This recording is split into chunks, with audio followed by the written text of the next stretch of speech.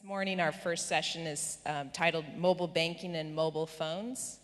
And our first paper is titled Exploring Mobile Phone and Social Media Use in a Nairobi Slum, a case for alternative approaches to design in ICTD, and it's going to be presented by Susan Wyche. So thank you, Jenna. I'm Susan Wyche, and I'm an assistant professor at Michigan State University. And I'm going to talk about some findings from a slum in Nairobi, where I've been working for a couple of years now. I'm going to discuss some of the familiar and maybe some of the less familiar challenges that residents living in slums face when using ICTs. But what I'm really interested in is sort of starting a dialogue about alternative approaches to design in ICTD, specifically ones that might not necessarily result in the development of a computational system or mobile application. I also want to spend some time discussing the need for more reflexivity within the community. So let's get started. So in developing countries like Kenya, you see large inflows of migrants from rural regions coming to cities where jobs and space are scarce. This has resulted in explosive growth of informal settlements, or what are also called slums. And the number of people living in these informal settlements is estimated to be around 500 million and continues to grow. Nairobi, Kenya's capital, really exemplifies this rapid urbanization that characterizes many African cities. And it's estimated that more than half of the city's 3.5 million residents live in one of the 40 slums there. I think many of us are familiar with Kibera, but it's useful to realize there are more than 40 slums in Nairobi, Kenya. And all these informal communities are socioeconomically and demographically diverse. They typically share the same set of characteristics. High rates of unemployment, persistent poverty. Of course, there are exceptions, but people live on roughly $1, $2 a day. These sites are unrecognized by their government, so they lack basic services such as waste collection and access to electricity. And within the ICTD and closely related research communities, we've seen some efforts to explore how ICTs can possibly improve the living conditions for people living in slums. A few years ago in Atlanta, researchers at UC Santa Cruz explored how you could use GPS to track women in Nairobi slums and how improve the routes where they collected water from. There have also been some efforts to deploy crowdsourcing systems in cyber cafes and slums to give people an opportunity to make more money. Safe Mathare is an application developed by students at Stanford University that was intended to address the needs of women in a slum by helping them connect with escorts and walk from one place to another at night when conditions are typically unsafe for women. And more recently at Kai, we saw efforts to develop an application that sends pregnant women health information via SMS, women in Mathare. And we also see efforts from industry, too. I think Facebook's efforts to end global poverty by bringing affordable internet access to the world's poorest people, that obviously includes people living in slums. And these efforts are really laudable, and I think they point to some of the opportunities that technology may have in improving people's lives. But I also think they sort of prioritize technological innovation over understanding the antecedent conditions that are necessary for widespread adoption and long-term use of these computing systems and applications. In other words, these projects sort of represent the technocentric approach which Heeks and other researchers in this community argue underlie many ICT efforts, and which arguably contributes to some of their failure.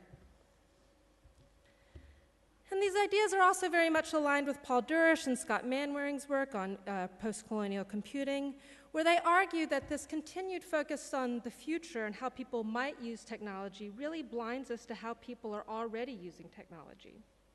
So this research is really an opportunity to take a step back and understand the current conditions surrounding mobile phones and social media use in Viwandani. So again, Viwandani is a place I've been visiting for a couple of years now. This was a qualitative study. I work with a young man named Daniel who helps me navigate Viwandani, helps me find people to interview, takes me into cyber cafes.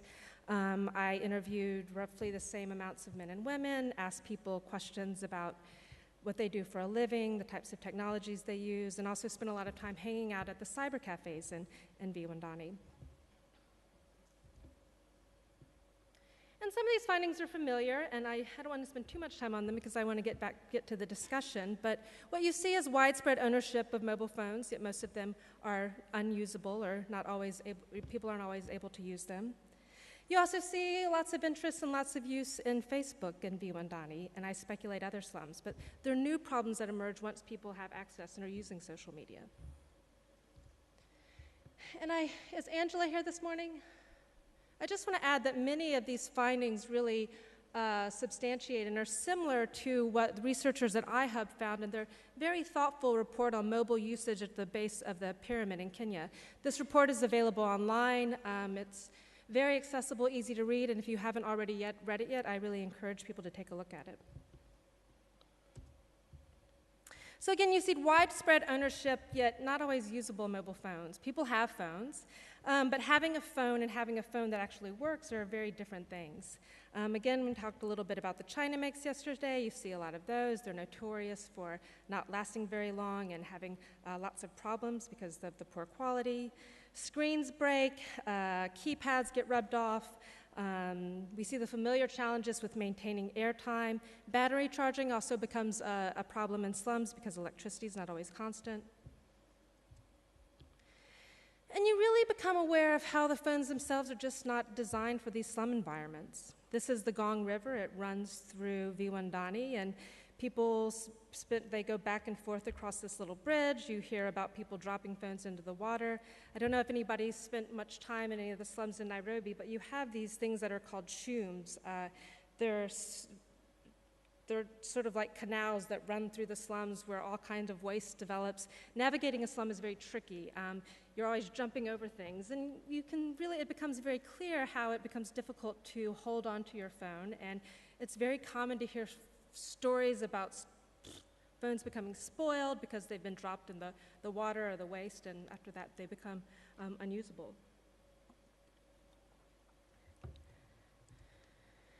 And women are especially vulnerable to dropping their phones because many of them don't wear pants with deep pockets, they wear skirts, so you oftentimes see women holding onto their phones as tightly as they can, but many times they'll have to put them down or they'll lose them. Also, Jonathan Donner's written about this, and it's still something that very much persists and really shapes people living in slum environments' interactions with mobile phones, and it's this constant fear of theft. And what does this mean? Well, it means that phones, which we think of as being mobile, end up not being very mobile. People are very careful about where they use them because there's a sense if you have it out in the open, it makes you a target for theft. So what you find is people using their phones in certain areas or keeping them at home rather than having them with them all the time. So again, this is similar to a statement I made yesterday, but we see these sort of optimistic ideas about how mobile phones and technology may improve people's livelihoods living in slums, but I think there's a different perspective to this. There are these changes about the high cost of using a phone, fears of theft, and again, the influx of these low-quality counterfeit phones that I think complicate the opportunities that we can have, that technology may have in these environments. I briefly want to touch on this because I do think this is a space where there's a lot to learn about what's going on. Social media use is widespread in Viwandani. Many people are using Facebook. Everybody I talked to had a Facebook account. But access to ITs isn't necessarily the problems. And again, I want to bring back to women's perspectives and talk about their experiences. I interviewed men and women, but for the sake of time and for this presentation, I just wanted to draw attention to their perspectives. So on one hand, the women I talked to are using Facebook and using it to participate in society in new ways, using Facebook to learn about places outside of Kenya, to stay informed about local and international news. But also, what was also consistent in the women I've talked to is this online harassment that comes with using Facebook. And this quote from Esther is representative of many I heard from these women. Men, they want to hook up with you, and I don't want it. They send you some message, and your boyfriend can look into your account and see the message. It brings quarrels and some fights you see. So there is this sense that women's boyfriends want to have their passwords, see what's going on into their accounts. I think that's one kind of harassment. There are also other forms of harassment. It was very common for women to be tagged in pornographic images, and some had more of awareness how to stop that from continuing to happen on Facebook, and others didn't.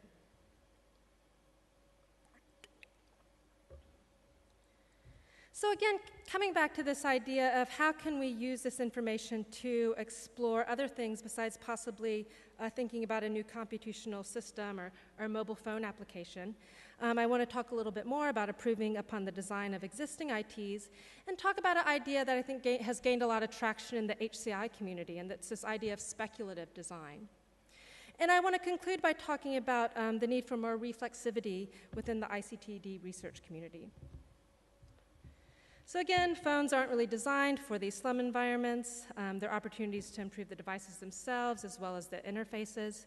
And I think it's a really lovely example of research that does this really well is the Smart Browse project by Nithya Sambasivan and her colleagues at Google.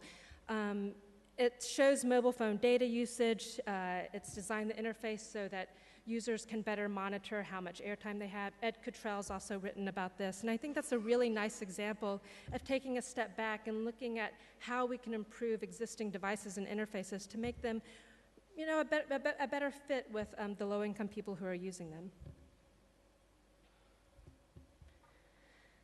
And again, this idea of speculative design, this is something that comes from Bill Gaver, a prominent researcher in the HCI community. So he similarly argues that we should have other outcomes for these design-oriented studies that don't necessarily result in novel technologies. Speculative design is a method that's about devising design concepts which are not meant to be implemented. They're not meant to be built. They're not meant to be made. Instead, their main purpose is prompting discussions about the broader issues affecting technology use.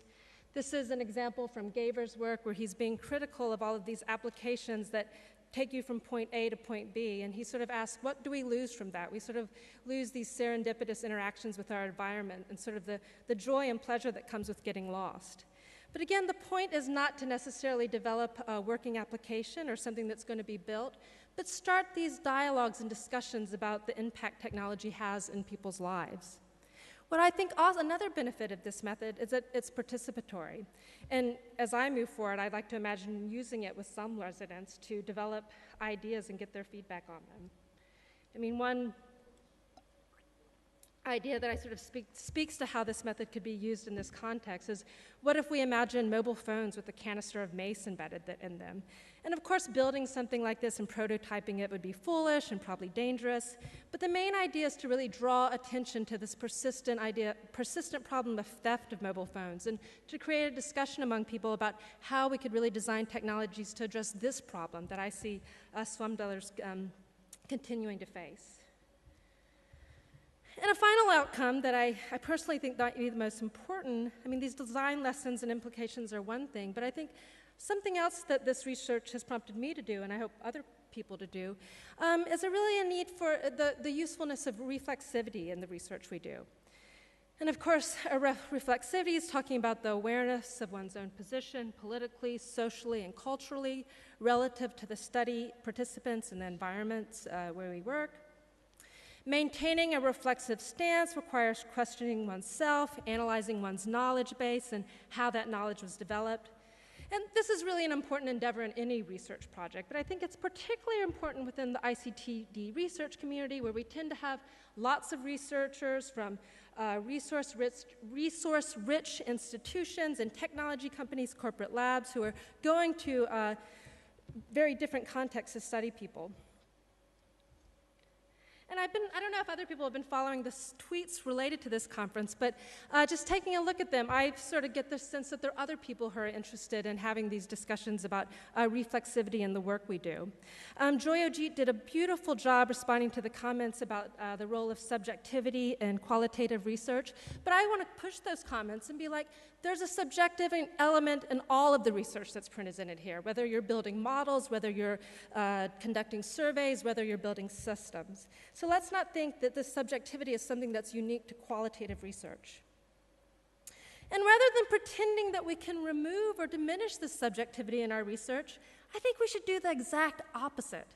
And I think we should be more open about who we are, our positionality, and how that shapes the research questions we do, our relationships with our participants. I want to talk more openly about what it means to be a white, middle-class, English-speaking woman who travels to Kenya during her summers and comes back to conferences and reports what she finds. I want us all to talk about who we are and how this affects the work we do. I want to ask really tough questions about research we do. Such as who really benefits from ICTD research? I certainly do. I have a wonderful career, I have wonderful colleagues, I have more than enough resources to do the research I want to do. But I go back to Viwandani, I go back to rural Kenya. There's some people who benefit from my research, the people who I hire, the people who help me, but I still don't see this sort of benefits being as equitable as I like them to be. And that's something I want to talk about. And to be honest, I hope we can move beyond the sort of tired and conversations about validity and objectivity and qualitative research, because I don't think we'll really advance things if we keep having those discussions. And I also want to add that these debates are not new. Geographers, science and technology study researchers, feminist studies, they spend a lot of time talking about what it means for outsiders going into different communities where people are very different and talking about the implications of that. And while ICTD is a very interdisciplinary community, I think we still draw from a narrow set of disciplines, and there's an opportunity to expand the disciplines and that we draw from when doing our research. So again, I really want to come back to this idea of prioritizing understanding people before the innovation, thinking about alternative outcomes that might not necessarily be working prototypes or systems and applications, continuing to focus on improving existing ICTs, exploring the role that speculative design might have in this community, and starting conversations about more reflexivity and not just on Twitter, but really face-to-face discussions and really incorporating that reflexivity into the research we do. So this is work, well, it's drawing from work I did a while ago that was funded from a grant from the NSF. I want to thank Daniel, who is sort of my constant guide and companion when I'm in Viwandani. So that concludes my talk.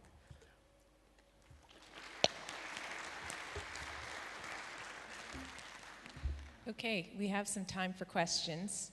I'm going to just give a few comments here and suggest that anyone who hasn't had a chance to ask questions or anyone who's a little hesitant to ask questions, I want to encourage you to stand up and give it a go. And I'll be looking for kind of new faces.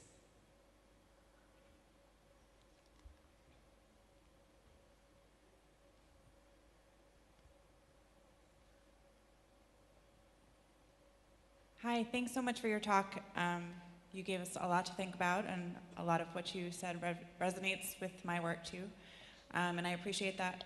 I had a question about the speculative design process that you referred to, and given all of these challenges that you're talking about, reflexivity, and your challenges trying to understand how you're benefiting in relation to how the communities that you're studying are benefiting.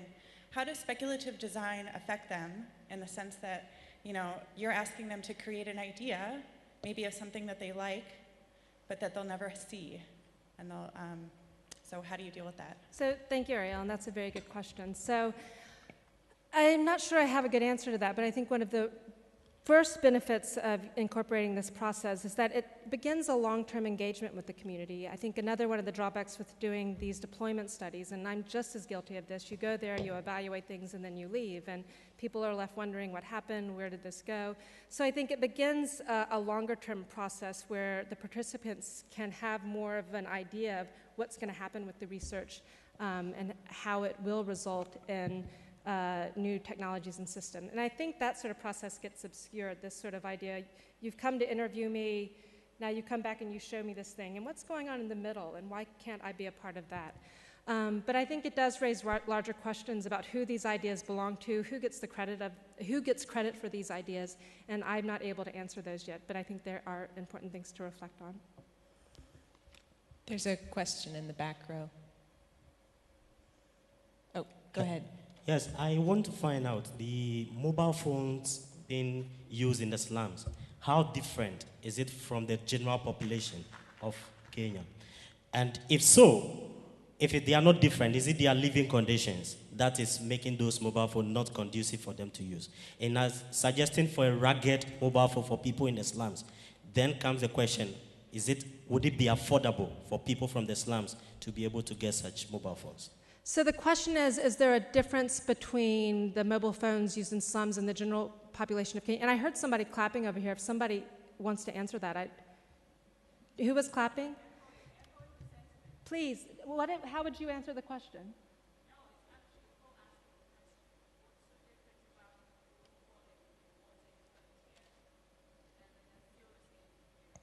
So what's the difference between phone use and The whole concept, isn't it a bit problematic to frame the issue of phones falling in a sewer?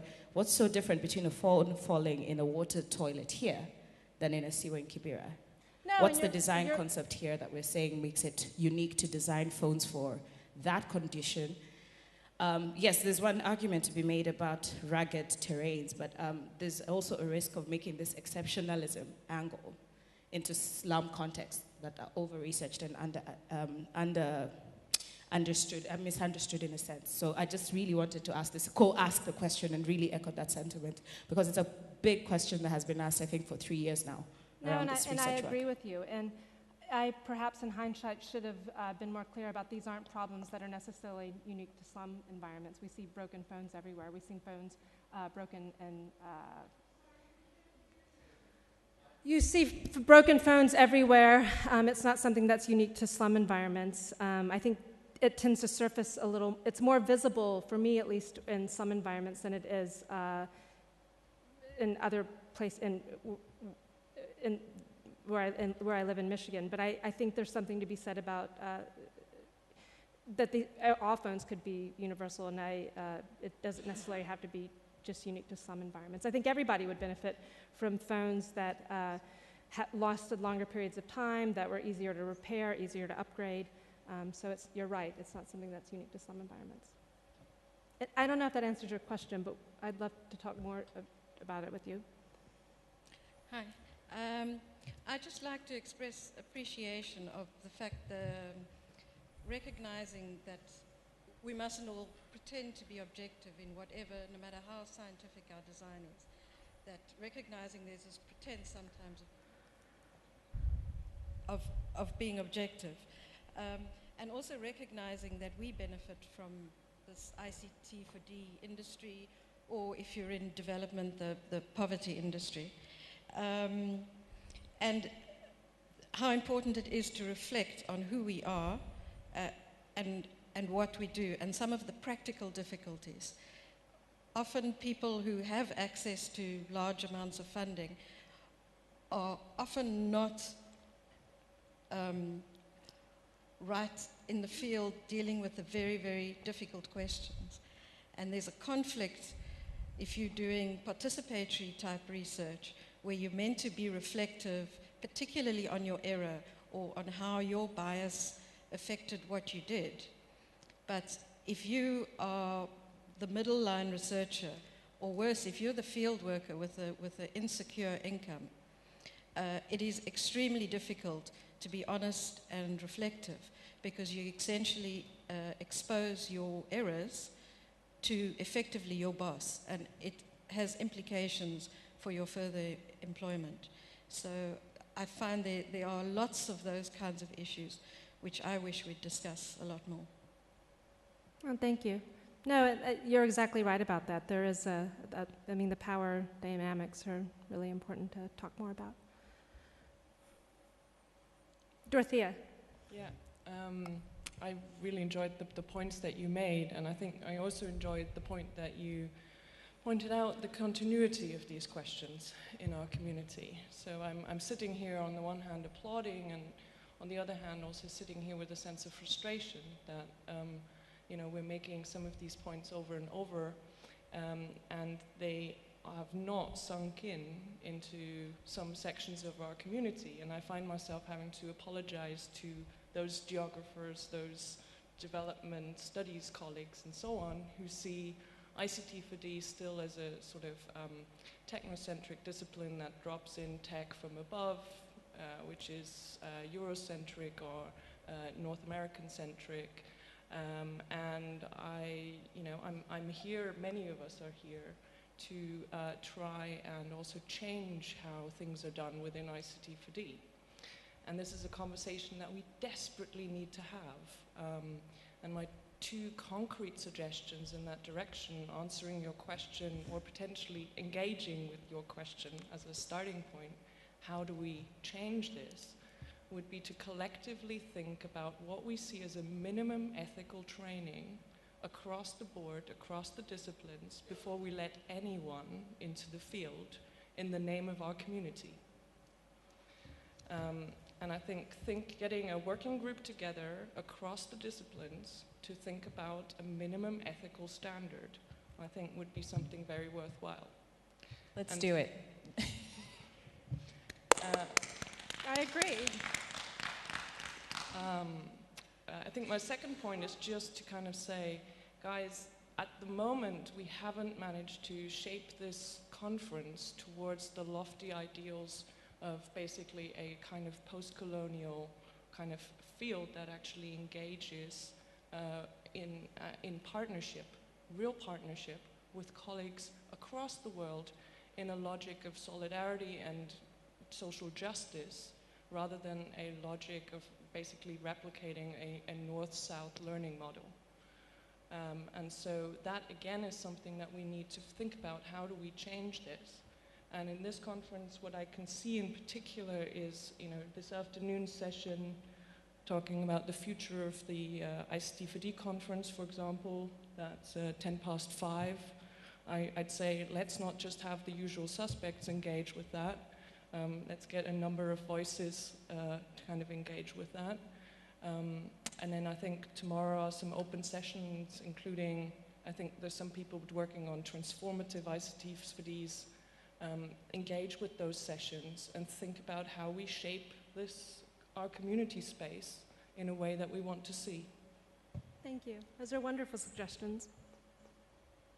Do you have any final comments? We can't take any more questions, but if you want to respond to Something I've been thinking about, again, I come from this design background where I'm always sort of brainstorming and thinking about things. So one way that I also benefit from doing ICTD research, and I imagine I'm not the only one who benefits this way, is that I have zillions of frequent flyer miles. And what if we developed sort of a program where we could use our excess frequent flyer miles to bring people to the conferences who aren't able to necessarily come? I think that's a way we could sort of give back and also create more reflexivity on how we benefit in ways from doing this research that other people don't. So I don't know, maybe the ethical, if we can get this dialogue starting about how we can address some of these imbalances and sort of spread the benefits to broader segments of the population, I think that would be a wonderful outcome of this conference.